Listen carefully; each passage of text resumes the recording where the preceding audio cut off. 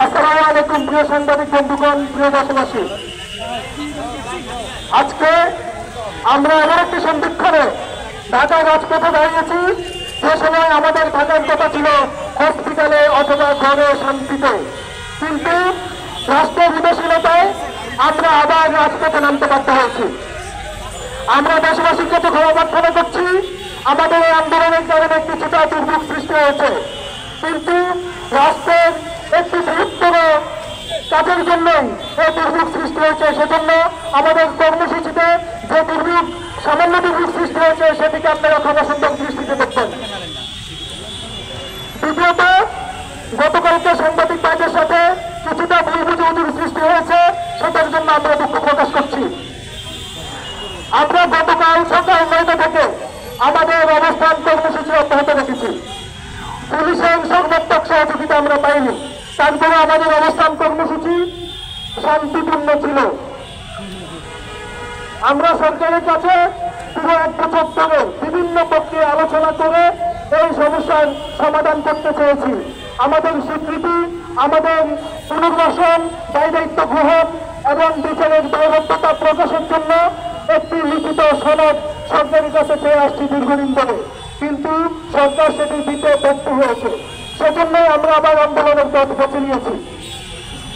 আমি সরকারের কাছে এখন আমাদের প্রস্তাবনাগুলো উপস্থাপন করব।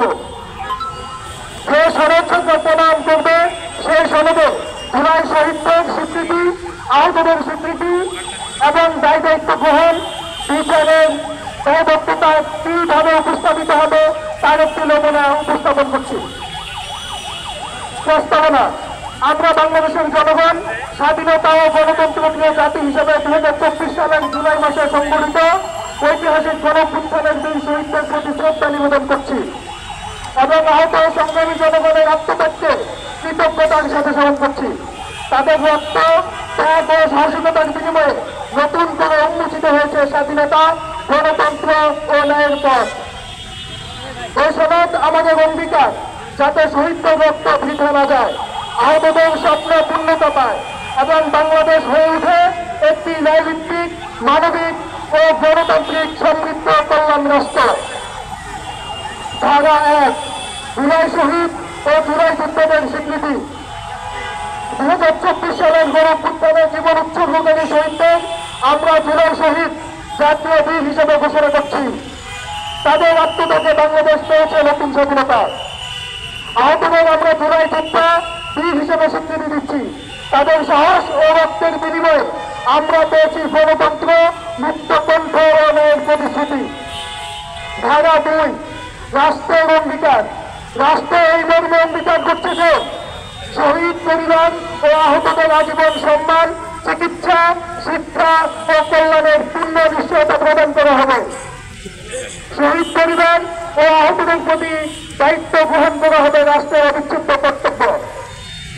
আহতদের সকল চিকিৎসা, পুনর্বাসন, কর্মসংস্থান ও কল্যাণমূলক দায় রাষ্ট্র সরাসরি বহন করবে। আহত শহীদ পরিবারের জন্য আজীবন সম্মানজনক ভাতা নিশ্চিত করা হবে, যা তাদের অধিকার হিসেবে স্বীকৃত থাকবে। তাদের প্রতি কোনো অবহেলা, বৈষম্য, অধিকার হরণ ঘটলে তা হবে রাষ্ট্রদ্রোহী অথবা বিশেষ অপরাধের শামিল। এর বিরুদ্ধে রাষ্ট্র গভীর ব্যবস্থা গ্রহণ করবে। শহীদ পরিবার ও আহতদের জন্য আইনি সুরক্ষা ও সহায়তা কেন্দ্র গঠন করা হবে। ধারা 3: ন্যায় বিচার ও দায়বদ্ধতা। শহীদ ও আহতদের উপর সংগঠিত দমন পীড়নের জন্য দায়ীদের বিরুদ্ধে আন্তর্জাতিক মানদণ্ডে বিচার কার্য সম্পন্ন করা হবে।